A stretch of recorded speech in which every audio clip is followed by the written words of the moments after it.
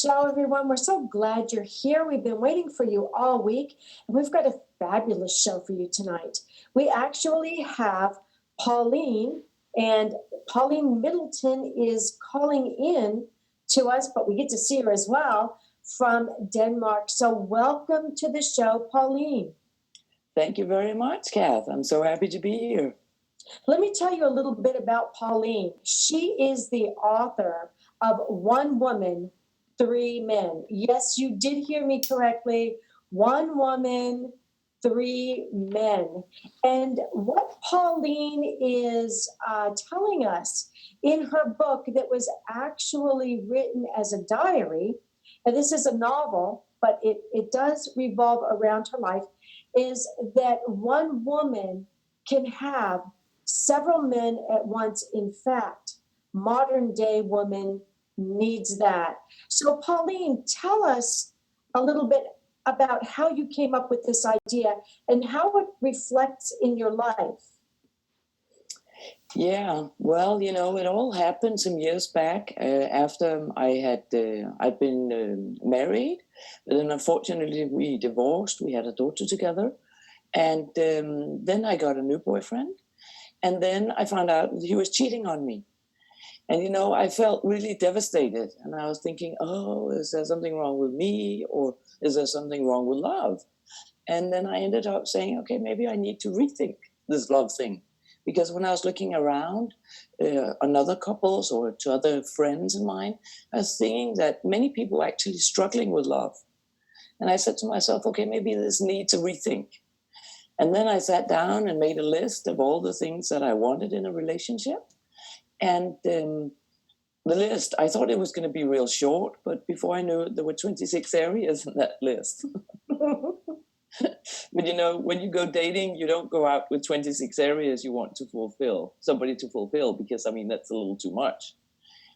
So I narrowed it down and found out that there were 3 areas that were most important for me in a relationship. And that was that we were able to talk together. And I needed help with practical stuff because I'm not very handy myself. And then I wanted a nice and varied sex life. And then I wanted to create a dating profile saying that I wanted to have a guy that could fulfill these 3 areas. But when I looked at it, I was like, hey, maybe for a period I should try to find 3 men, a guy for each area, because then I would be able to identify where things went wrong. So I put up a profile saying I'm looking for 3 men, a guy to talk to, a handyman, and a lover. Well, that's great, Pauline. I got to tell you, before I got married, I've been married 36 years now, I often dated multiple men, much like what you're talking about. I would have a guy that would be very mentally stimulating. And he was exactly what I needed to talk about books or to talk about philosophy or to talk about movies. And then I needed someone who could maybe fix things around the house. Was quite the handyman, and things that I couldn't do or could teach me things about being a handyman. And the third one, it had to be somebody who was great in bed. Someone really that could light my fire. And I found that it was almost impossible to find those 3 things in one man. So I often dated multiple men, and then lo and behold, I found my husband who was all of those things. And then I got married, and I've been married, forever, 36 years. But it's really, you're right, it is so hard to find that. And so many women settle. They go, okay, so, he's great in bed, and it doesn't matter that I can't talk to him, and he can't even use super glue to, glue anything together. He's great in bed, so I'll marry him, and then it falls apart. Or you get somebody who says, but he's so mentally stimulating. I can talk to him about anything, but he can't do anything else, and he's horrible in bed, so that relationship falls apart. So tell me, what made you decide to make this book a novel rather than nonfiction? It's supposedly the stories aren't true, but we know that they are. What made you decide to turn it into a novel? Well, I wanted to share my experiences because I was living like this, dating three men at the same time for a year and a half. Then I fell in love with a handyman. Then we were together for 2 years, and it cooled off. And then I went back to the model. And each time I mentioned my experiences to both men and women, they were so curious to know more. And I realized that many women, especially, are kind of restricting themselves in what they allow themselves to do. So, I mean, you were ahead of a lot of people 30 years ago when you dated like that. And I wanted to urge women, to actually go out there and do it. It doesn't have to be for 20 years that you live like this. I mean, do it for a while because it teaches you also what is actually important for you and what is not so important in a relationship. Mm-hmm. And then when I was wanting to write this book, I was thinking, okay, well, I don't need to expose the guys that I'd been dating. I wanted to allow them to kind of hide behind a fictional layer. So if they felt kind of hit by what I had written, they could always tell themselves and other people, oh, it wasn't me. It must have been some of the other guys, one of the other guys that she was dating. I wanted more to be able to expose myself, but not them. So that's why I chose the fiction. Mm-hmm. And then there's also the fact about fiction is that you can condense reality. My experiences lasted first a year and a half and then a year, whereas in the book, it's just a matter of months. So you get a sort of more intense. I think it would have been a more boring diary if I had made my own, because, there were also periods where I didn't see any men because I was just like, oh, now I need a little, air to myself, or there wasn't anybody really appealing at that time. And then for a couple of weeks, maybe nothing was happening. But then all of a sudden, three new guys stepped in, and I was like, okay. Because that's another point I would like to make here is that if you allow yourself to date more than one person at a time, you will be much less vulnerable in this whole dating circus. Because I don't know if you remember that, but if there was, you didn't spend much time sitting around waiting for one guy to call because you were with another guy or a third guy. So I mean, it wasn't you sitting there waiting for a text or for a call or whatever, because you were busy, dating. And That's I really so enjoyed true. That is so true. When I was dating, because it seems like a lifetime ago because I've been married so long now, but when I was dating, that was one of the reasons why the relationships I had went so well, because I was not serious about any one of them. I was enjoying them completely, knowing that I was not totally invested in them, and I never expected them to be totally invested in me. No. And so my question to you is, when you were doing this, when I was doing it, the guys did not know each other. They did not realize I was dating other people. Did the men you knew and were dating, did they know that you were dating other men at the same time? Yeah, they did, because I had made it quite clear, in this dating profile. I was thinking about doing it sort of anonymously, but, it's really hard to get good dates if you can't post a picture. And it's really hard, if you invent a name and you forget what the name is and you don't react when they call it. So I was just saying, okay, either I don't do this or I go all in. And the interesting thing was, when I put up the dating profile, many men, they wrote back and say, hey, that's a funny idea, woman. And you're so lucky because I'm a 3-in-1. And I said, no, if you want to go on a date with me, you need to choose one of the three roles. And then a couple of guys, number of guys, they said, oh, no, you're crazy. I don't want that. But most of the men, they said, oh, that's a fun idea. Well, either they were able to choose the role right away, or they said, I need a little time to think which role. And then what happened already in the dialogue before the date was that we had something to talk about. That was not, oh, are you my soulmate? Am I your soulmate? This very intensified match that's going on when you're dating. We could just talk about this crazy idea. They asked me why these three and what is the most important and what do I need to do in order to get to your bed? And, it was really so much more fun than ordinary dating. So when you would go out on a first date with him, you would ask him, so what are you? Are you the sexy lover? Are you the housekeeper? Or are you what was the third one? There was the lover, the housekeeper, and what was the third And one? the talker, the Oh, the philosopher. talker, the intellect. Yeah, Yes. Would you ask them what they were? Yeah, I forced them to choose a role before. They said, okay, let's go on a date and I'll be your talker. And then, for the first weeks or months, even almost a month, I was like sticking to these roles. But then I had this great evening one night with the talker, and we were like really connecting. And then we had a bottle of wine together, a great meal, and then by midnight I was like, "Ooh, I feel like having sex with this guy."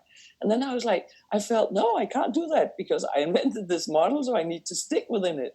But then I kind of thought again and said, well, if he wants to and I want to, of course we can do it. But I didn't feel forced to do it. Whereas earlier on, I may have been sort of obligated or felt like, okay, well, now it's expected, or, there were many more elements around it. Whereas here, I felt I'm always entitled to say, no, thank you, because this is not part of the role.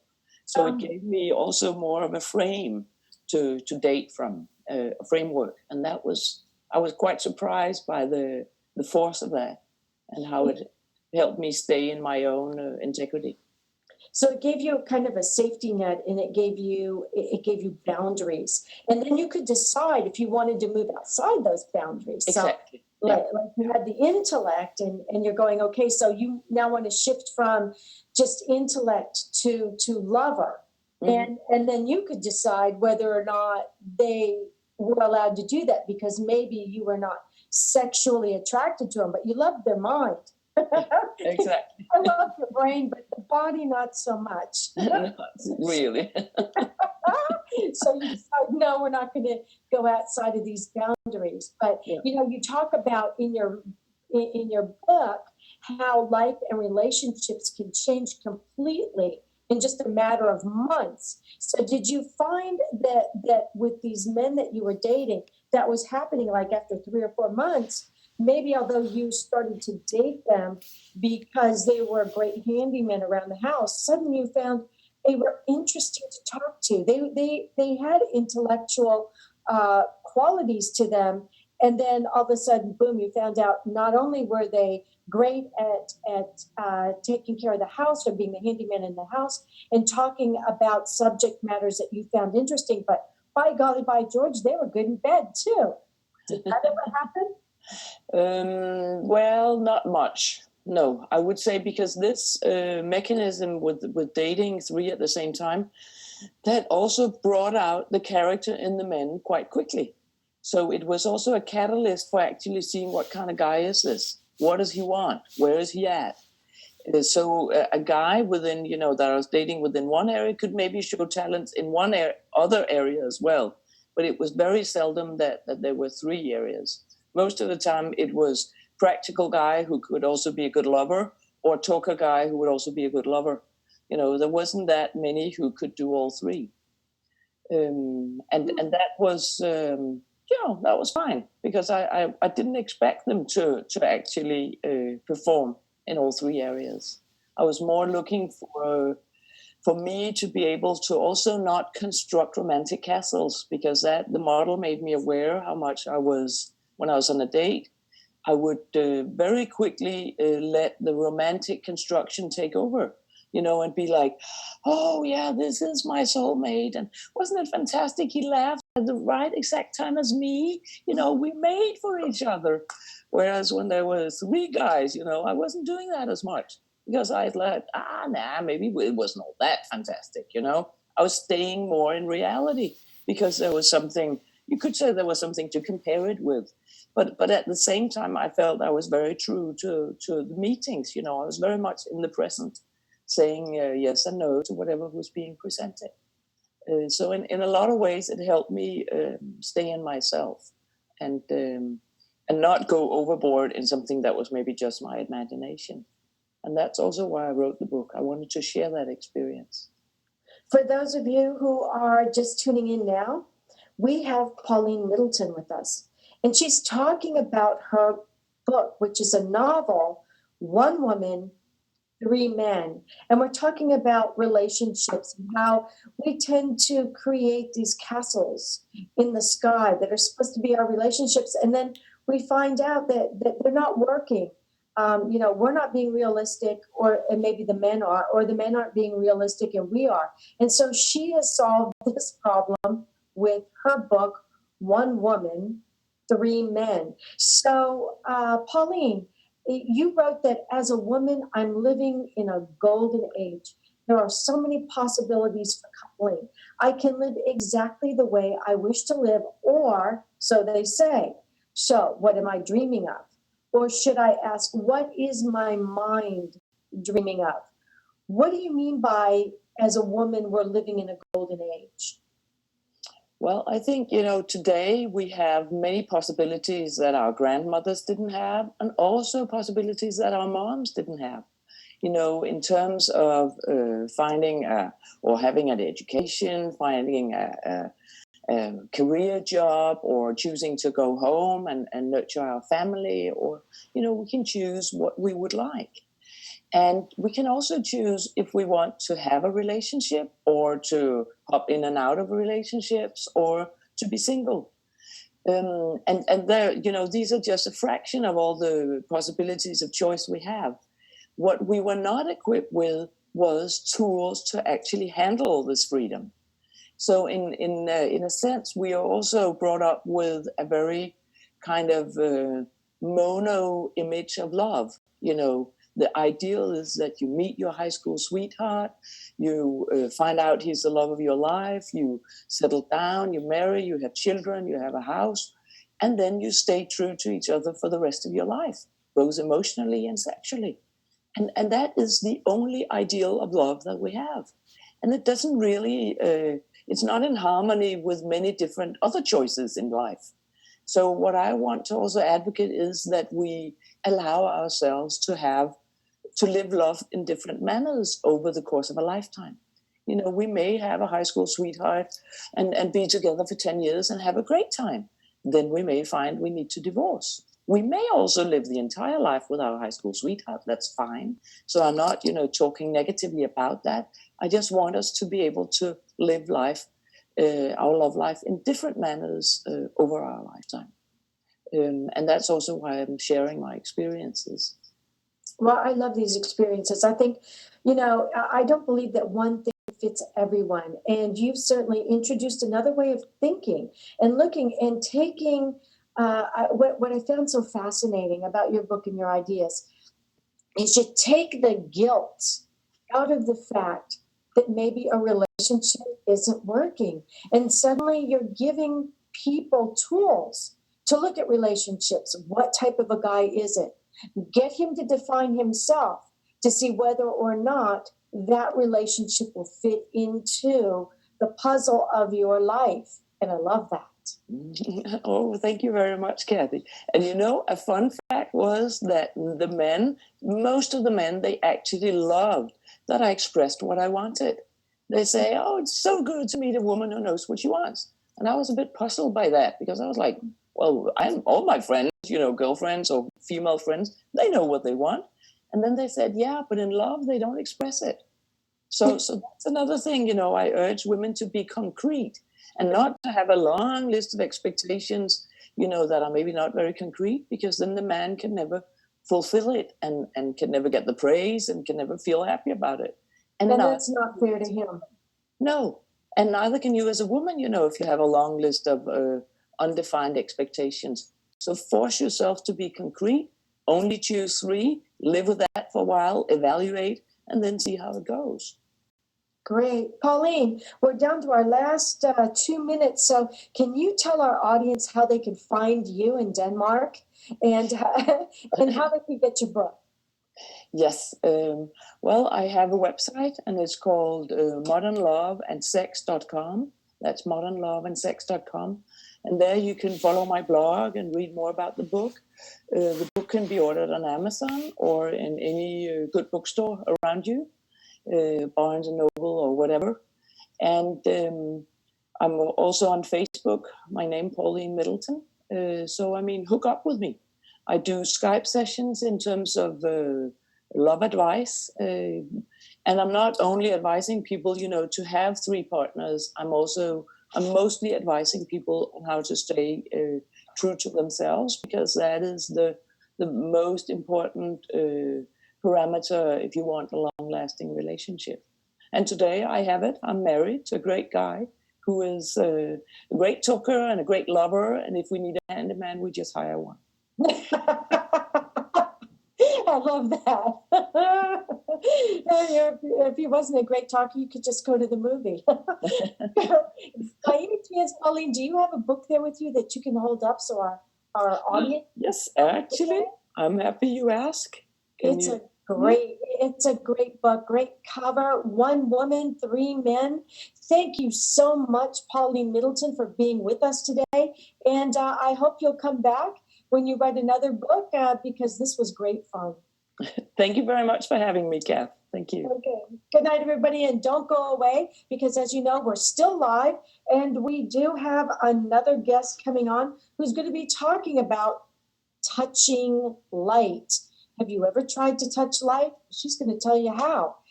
So don't go away. We'll be right back. Thanks for being with us with Pouline Middleton and her fabulous book, 1 Woman, 3, not 1, not 2, but 3 men. Good night, everyone.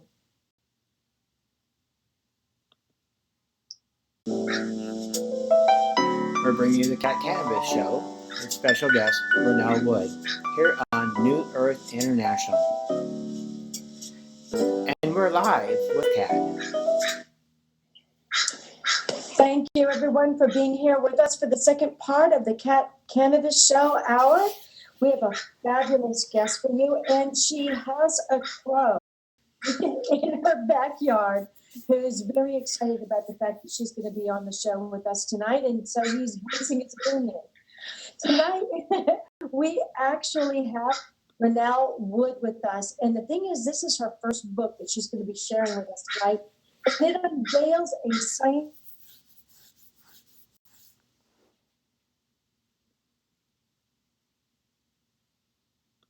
fiber-optic nature. Now, this has never happened before, and this has led to an entirely new approach to physical, emotional, and spiritual health. So welcome to the show, Ronelle. I'm very happy. And is your little crow that we're hearing in the background, is he sitting right over there watching you?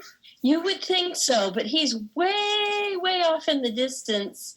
It's just that the audio is so good that it picks up every single sound. Well, it sounds like he's really enjoying having you out there. So first of all, the first thing I've got to ask you is, what is fiber optic fascia and why is it important? It is connective tissue. So anytime you've had an injury and they've told you that it injured your soft tissue or your connective tissue, that is what they're referring to. And the scientific name for that is fascia, and it's a Latin word that means the face of something. And the way that comes into play is that it wraps around everything inside you. So it really is the face of your internal organs and your muscles and your bones and everything inside you, from the top of your head to the tips of your toes. And it's the one system inside you that contacts every other system. So actually, we're going to be talking about the issues in your tissues tonight. Interesting. And this is the fascia. It's not the fascia, it's the fascia that we're going to be talking about. Okay, great. So, you're talking about how, for those of our listeners right now, if they want to pull this up on their smartphone to take a look at what you're talking about, tell them about how they can do that using the QR reader. In the book that I have put together, we have included little black squares called QR codes. And if you have a QR reader, which is a free app on your phone, smartphone, you can hover over one of the QR codes and it will take you immediately to an illustration of what I am referring to. And one of my favorite references is my 1 minute, 20-second fascia DVD that I kind of pieced together from the video called Strolling Under the Skin by Jean-Claude Gambarteau. He put out a film of what he had done by taking his fiber-optic surgical tools inside a living human person with their permission prior to surgery to be able to look at what was going on inside their body when they were alive, because prior to that time, they had only studied fascia on cadavers. And it was a completely different type of animal that they were looking at. Here's what the QR code looks like. It's a black square. I'm sure you've seen it on other products. So when they looked inside a living person, and if you go to my YouTube channel, Ronelle 1111, and type in living fascia, magnified 25 times, you can see in a very short period of time exactly what I'm talking about. And it's a huge game changer for anyone who's receiving myofascial release because it enhances their experience on the table. Wow. So talk about these snarls in our internal kind of like fishnet of self that's blocking the flow. Man, I can tell you have really delved into this, and I appreciate these questions because it is very exciting. The reason why we get these snarls in our fascia have to do with about 3 simple reasons. The first one I call holding patterns, and they begin excuse me, from the time you're a little kid when you're being taught to please sit down, please be quiet, please hold still. And you start to control your body, and you're holding in your throat so that you don't talk too loud, and you're holding in your arms so you don't slap people, and you're holding in your belly and your butt and your legs so you don't run screaming when you get scolded. And there's so much for us to learn. We can't constantly be thinking about that. So it goes on a background program and it becomes unconscious. And the system that's in charge of that holding is the fascia. And it's like an operating system on a computer that you're not aware of until you come and lie down on the table and I traction your arm, and you realize after a minute or two, I'm not going to stop doing that. And it's not terribly painful, but you realize you've been holding your shoulder like that. And as I traction, your body says, well, I guess I could let go if I thought about it. And pretty soon it begins to soften and elongate. So that's a holding pattern. Another kind of fascial snarl can happen from being cut or torn. When the fascia is healthy, all the little fibers lay down in the same direction as muscle. But when it is cut, it repairs like plaid. It's crisscross and diagonal like a darn in a sock. And that's a scar or an adhesion. And that makes it tougher and thicker so that it won't be injured again. But it also restricts your movement. Another form of snarl in the body happens when you get scared and you don't allow your body to have an honest reaction to adrenaline. An example of that everyone can relate to is that when you're driving and somebody pulls out in front of you suddenly, you get a huge shot of adrenaline, the same amount Cave Woman used to get in response to encountering a wild animal. And she would obey that adrenaline and she'd fight and run. In the process, all of that adrenaline and the byproduct of muscular use, lactic acid, uric acid, and adrenaline would process through and get metabolized. But we have that happen when we're driving, and the only movement that we're allowed is from the accelerator to the brake. And we still have a half an hour to get home. And by the time we get home, we either process it intellectually by saying some jerk pulled out in front of me, nearly killed us all, scared me to death, or we don't even remember it at all. And our body is walking around in the not now response of holding and being appropriate and being dignified.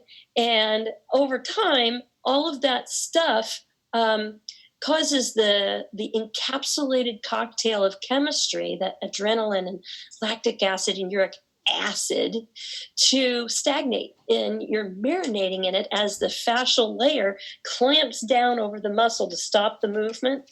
In between those layers is that chemistry that gets gummy and sticky, and that can cause the fascial layer to adhere to the muscle, and again that restricts our movement. Mm-hmm. On the table, as a person lets go and the fascia begins to loosen and the blood gets between the layers, swoosh, it carries all of that byproduct away. However, now it's in your bloodstream, and it's not unusual to have a reaction to that kind of chemistry, which elicits fear, sadness, grief, sorrow, anger, sometimes uproarious laughter if we've been containing that too. And that is the emotional release that occurs as a result of that chemistry during a treatment. Wow, that's amazing. So much of, as I was sitting here listening, so much of it made sense because although, I too am in fight or flight moments when somebody cuts me off with a card, you're all tense. You're all tensed up, and then you find that you're kind of moving around a little bit because you're uncomfortable. But as a tennis player, I will get really sore muscles. And you're right, when I touch them, they feel gritty. My muscles feel grainy, and I've actually got to try and massage them to get that fluid out between those layers. So for those of our listeners who are watching right now, what can they do if they can't hop up on your table with you right now? What is one thing that they might be able to do to help get rid of these snarls and get rid of that, get the flow going again? There are two suggestions that I have and one warning. I'll start with the warning. Foam rolling is not good for your fascia. So it's become very popular in the fitness world to get up on there and grind away on your iliotibial band on the side of your thigh, thinking that you're doing wonders for your fascia, but you're actually creating more granular fascia because it's crushing rather than shifting the fascia. Okay, so there's that. The other is a word called pendiculation. It's a fancy word that means stretch. And it's not the kind of stretching where you put your arms up against the wall and you place your foot behind you and you push into some sort of effortful stretching. It's the kind that happens on Sunday morning when you don't have to go anywhere and you just wake up and your body does the whole thing, just like dogs and cats do when they get up from a nap. And if you keep following that internal voice, it is brilliant. It gets your intellect out of it, and it allows your body to flow into unwinding and letting go of all of these corners and places in your body that have been held in tight. So a remembering of how you used to do that a lot when you were younger is good to bring back into your life now, and just plan to have these twisting, writhing stretches. Those are better than any kind of other intentional stretch you could do. Also, there's a woman named Jill Miller who is a fascia genius who has put out a book called The Role Model.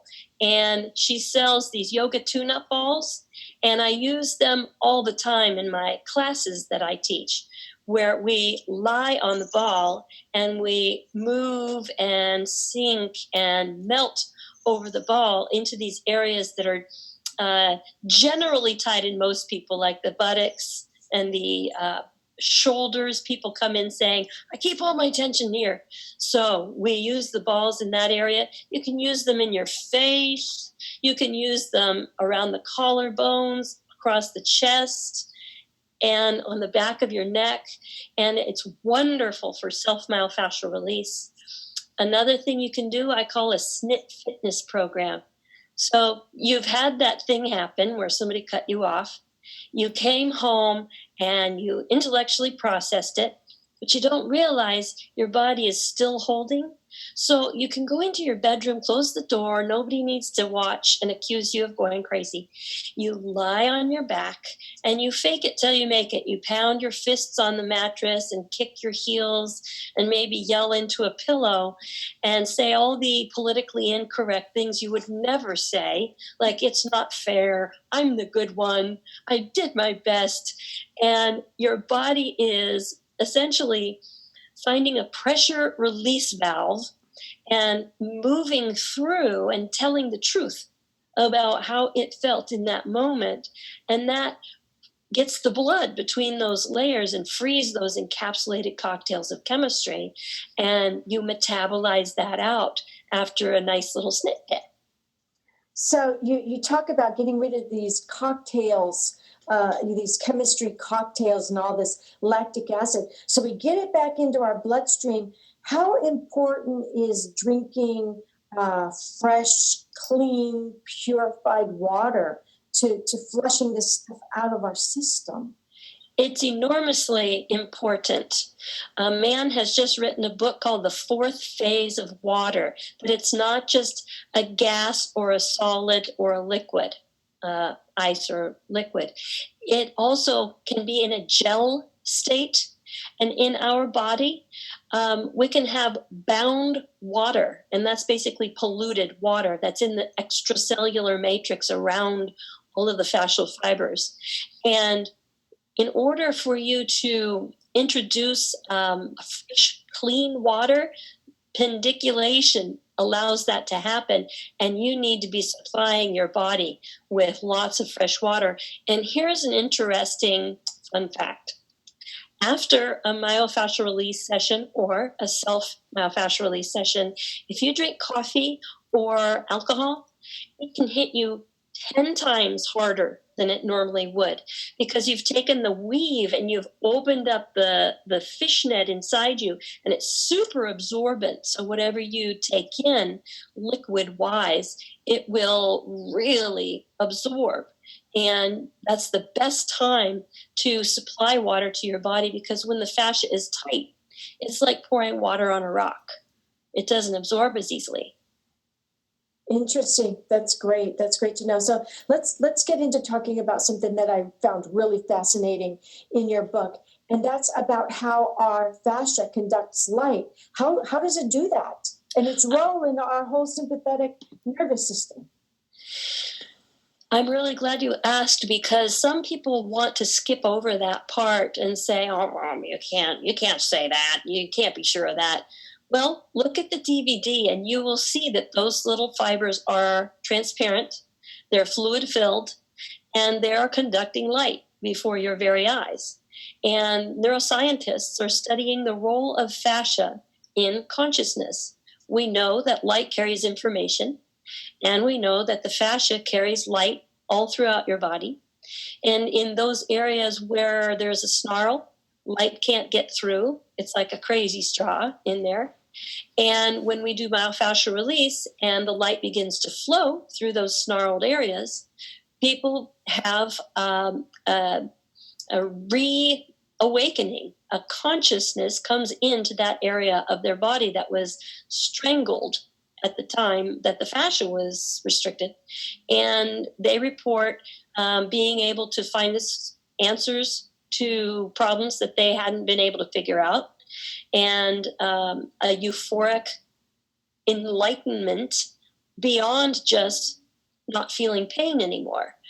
And so I believe that fascia is the mechanism of consciousness in your body. Oh, that's beautiful. And I believe it, because if you think about it, Ronelle, how often have we heard, someone say to someone who is newly in love, "You're glowing.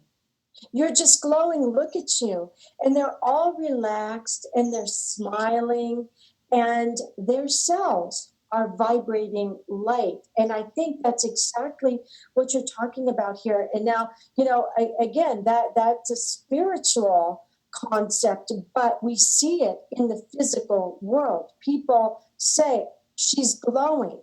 And that's just, "Oh, yeah, she's glowing. Of course she's glowing. She's in love." But if you take that to the next level, the scientific level, yeah, I think you mentioned somewhere in here that doctors have labeled that as having an idiopathic origin, meaning it's unknown cause. You almost want to take those doctors and make them fall in love. And then take a video of them. You see that? Now you know where it came from. She's radiant. She's radiant, yes. And She's lit up a room. Yes, you hear all of those phrases, and now you know that, and you're saying that this is coming from the inside out, which people have heard. Now you're proving it. Enlightenment. Mm-hmm. And that's how it happens. I believe that the the information is transferred by means of light through the tubules in our body. And that if I had the opportunity, I would take before and after pictures of people. But mostly by the time they come to see me, they are not in the mood to have their picture taken. They usually have pain that they've been trying a long time to resolve. So if I can reenact it, oftentimes they come in downcast and their eyes are dull and there's a frown on their face and their shoulders are hunched and they're just saying, I don't know what to do, Ronelle. This is my last resort. And then after their first session, just the first session, they have this twinkle in their eye and a broadening in the face and a huge sigh of relief and a look of love. They look at me like,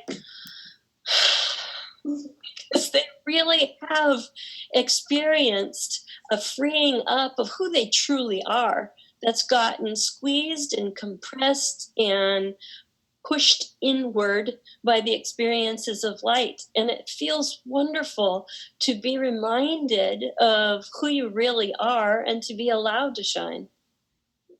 That is just beautiful. So, we've all heard about the Hippocratic oath by doctors that are physicians that,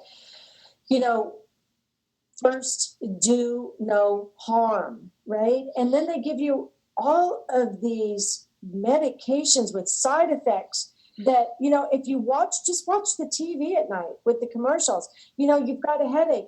Take this pill. Side effects could be your nose will fall off. You'll have a headache that will make your head explode. You may have to drag your left leg and your intestines may fall out. It's like, I'd rather have the headache. So, it begs the question, how do you see what you're doing actually revolutionizing healthcare? I really believe that it could change the entire paradigm of healthcare. And doctors don't know this function of fascia. They know that it's connective, and they see it when they do surgery as packing material. It's just in the way, and they slice right through it to get to the target. I was once married to a physician, and I know that their intention in their heart is to help people. And I know that they get frustrated when someone comes in with a problem that's more emotional than physical. And they've delved into this area of solving emotional problems with antidepressants, and it's not their area. They want to help, but that kind of thing is like turning off an alarm in a burning house rather than putting out the fire. And so I feel that the paradigm of healthcare could shift if they understood that fascia is protective. It also squeezes, the whole fishnet squeezes when you get scared beyond your control. You cannot do enough yoga or enough meditation so that one day you'd never have the fight or flight response. It's always going to be something that happens inside you. When you hear a loud noise, you will jump or squeeze. If that is what's going on inside the body and it's not being released, so it's called the sympathetic response, to go, ah, and the parasympathetic response is to go, ah. And if you can't get to that point because you don't even know that you're holding like that, your entire system is being squeezed from the inside. And your blood vessels can't expand if the squeezing isn't intermittent. So that static squeezing can explain so many disease processes, especially high blood pressure. You've heard of plantar fasciitis, frozen shoulder syndrome, even knee problems have to do with tight fascia and hip replacement and all of these things that doctors call inevitable aspects of aging.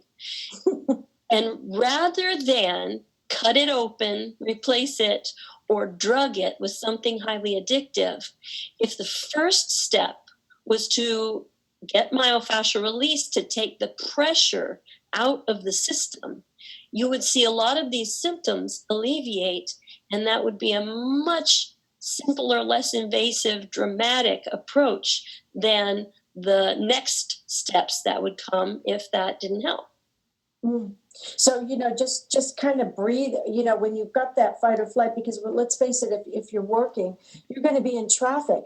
So if you take that second when somebody cuts you off because, they're impatient, they're trying to weed their way up the line of cars, and just take that deep breath, you're saying, and just then just relax yourself. And if you can, just focus. If you're sitting in line, you're sitting at a light, just focus for a few seconds on your breathing as a type of meditation. You will get those fascias to relax and not be all bound up and knotted up. Because by the time you get to work, your shoulders are up next to your ears, and you can't figure out why your whole back is going out during the day. Yes, and if I can offer a really great tidbit, they have found that the word relax isn't as effective as words like warm or soften. And here's what I would say. If you're in your car, think soften and wiggle. Just start moving, finding the play in your joints and discharging some of that we're so used to. Great idea. So tomorrow morning when you guys are going off to work, remember, wiggle.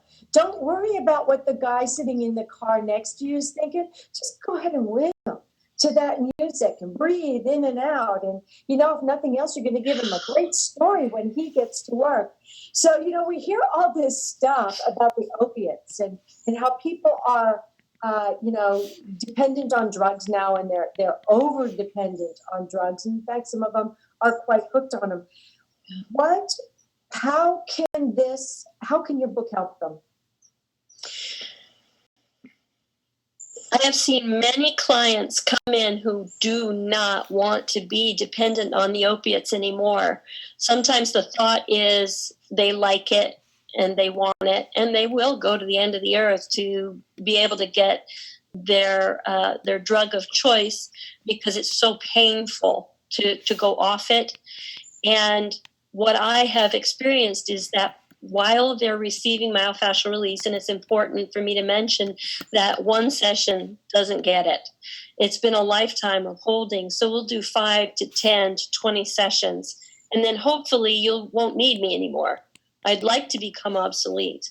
But during that time, they naturally, voluntarily, without me telling them to, wean themselves off of the drug because they aren't in pain. And they say, I'm going to try just a half a capsule today. And then by the end, they're saying, I haven't needed one. I used to take 3 in whatever period of time, and I haven't had any today. And I am so happy with myself. Ronelle, how can I maintain this? And I offer alignment classes that go along with the myofascial release because it's just a beautiful marriage to learn. Once you have gotten out of those holding patterns, how do you stay out of those holding patterns? And a lot of it has to do with broken record. Sitting is the new smoking. And we teach people how to find the antidote to sitting or wearing high heels so that their body doesn't suffer misalignment that causes these inevitable aspects of aging and pain. Great idea. So how can our watchers find your book and get in contact with you? The name of the book is Touching Light, How to Free Your Fiber Optic Fascia. That's my hand, by the way. I was very proud of that. Man. And our website is www.omsanctuary.com. That's OHM as in mom, sanctuary.com. I also have a Facebook page, Om Sanctuary, and Touching Light Facebook page if you want to contact us there. And the YouTube channel, Ronelle 1111, has a lot of great content for you there. Oh, thank you so much for sharing that. And I noticed that our crow must be absolutely fascinated with all your answer because we haven't heard a peep out of him. I thought my power of thought could get him to hush for just a moment. Well, thank you so much for being on the show with us tonight. It's been wonderful. And for all of our audience, as soon as you can, start thinking warm and just kind of move yourself. And I guarantee you're going to sleep better tonight. So thank you again for being with us, Rondell Wood, and we look forward to your book, Touching Light. Good night, everyone. Good night.